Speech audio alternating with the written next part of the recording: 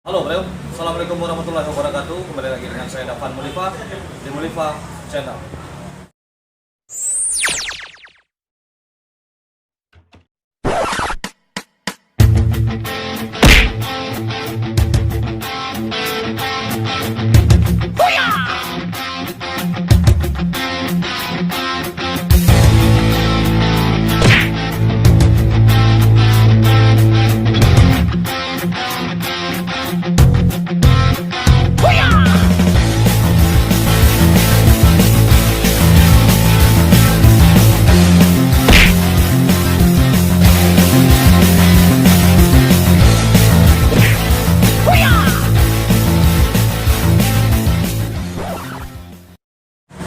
Oke, kali ini saya akan berbicara tentang negeri yang paling cantik di dunia.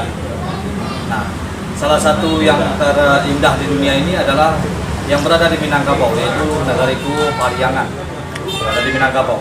Jadi banyak juga di dalam negeri Pariangan ini rahasia-rahasia yang belum terungkap, masih dalam bentuk teori-teori. Dan bagaimana sejarahnya di Pariangan ini menjadi sebuah negeri tertua di Minangkabau. Ini dia, kita ungkap apa yang tersimpan di dalam negeri Pariangan. Tapi sebelumnya jangan lupa di subscribe, di like, di komen, dan di share jika tayangan saya ini bermanfaat buat kita semua. Ini dia, negeri Pariangan, Minangkabau.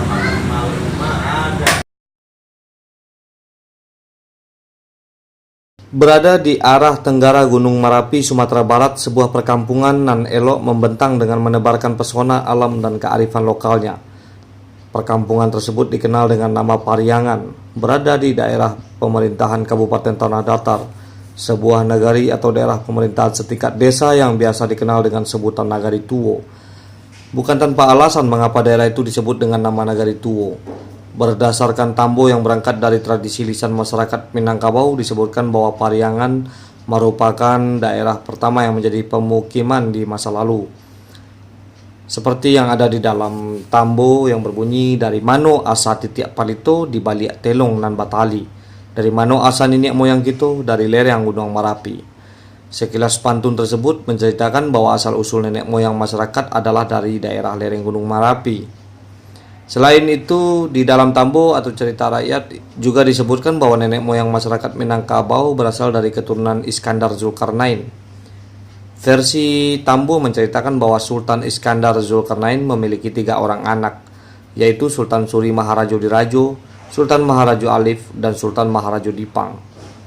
Dalam perjalanan ketiganya berpisah, dan Sultan Suri Maharajo Dirajo bersama pengikutnya lah yang akhirnya berlayar hingga tiba di daerah Gunung Merapi. Tempat mereka pertama kali bermukim itulah nantinya yang menjadi cikal bakal dari keberadaan Nagari Pariangan. Lain dengan versi tambo, peninggalan arkeologis yang ada di Pariangan mengindikasikan bahwasannya di daerah tersebut sudah mulai eksis sejak zaman-zaman sebelum Islam, terutama sejak zaman Hindu-Buddha. Arkeolog dari Balai Arkeologi Balar, Sumatera Utara, Taufikur Rahman Setiawan, mengatakan daerah Pariangan cukup potensial dalam menyimpan peninggalan sejarah dari zaman pra-Islam. Salah satunya ya tinggalan arkeologi di daerah itu yang masih dapat disaksikan adalah keberadaan prasasti Pariangan yang berada di daerah Biaro, tidak jauh dari Masjid Al-Islah. Berdasarkan kajian toponimi atau asal-usul nama daerah, lokasi tempat penelitian tersebut bernama Biaro. Istilah Biaro sendiri berasal dari kata biara atau viara yang pada zaman pra-Islam digunakan sebagai tempat pemujaan. Menurut Taufik, keberadaan prasasti Pariangan yang ada di daerah tersebut diduga kuat juga memiliki hubungan dengan keberadaan bangunan sebagai tempat pemujaan ataupun bangunan penting lainnya. Biasanya prasasti itu menceritakan tentang sebuah peristiwa atau memuat tentang keberadaan sebuah bangunan penting. Sebab Pariangan pada zaman dahulu dikenal sebagai daerah khusus.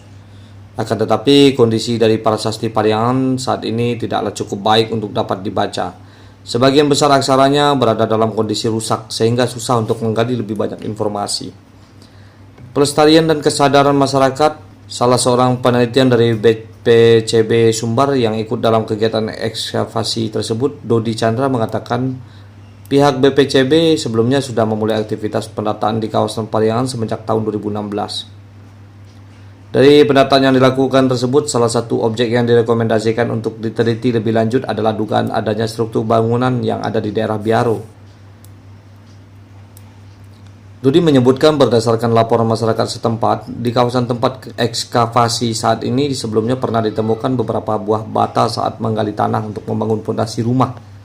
Selain itu, ketika menggali tanah guna pembuatan sumur untuk puskesmas, pembantu dan pembangunan sekolah yang ada di dekatnya juga ditemukan beberapa bata-bata tersebut. Berbeda dengan bata-bata yang ada saat ini, karena memiliki ukuran yang lebih besar dan tebal, seumpama bata pada struktur candi. Pada saat bata itu ditemukan, menurutnya masyarakat belum begitu paham terkait arti penting dari temuan tersebut.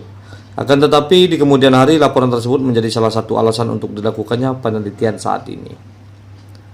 Dugaan lain yang memperkuat alasan dilakukannya penelitian ini adalah pada situs yang ada di Ponggongan juga ditemukan hal serupa. Di daerah itu ditemukan struktur bangunan tidak jauh dari Persasti.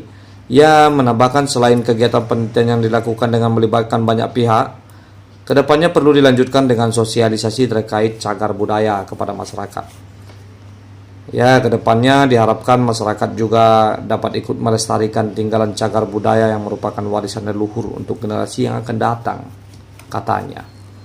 Sementara itu, salah seorang tokoh masyarakat yang juga pemilik lahan tempat dilakukannya ekskavasi, yaitu Datuk Gagah, menyebut baik penelitian yang dilakukan tersebut.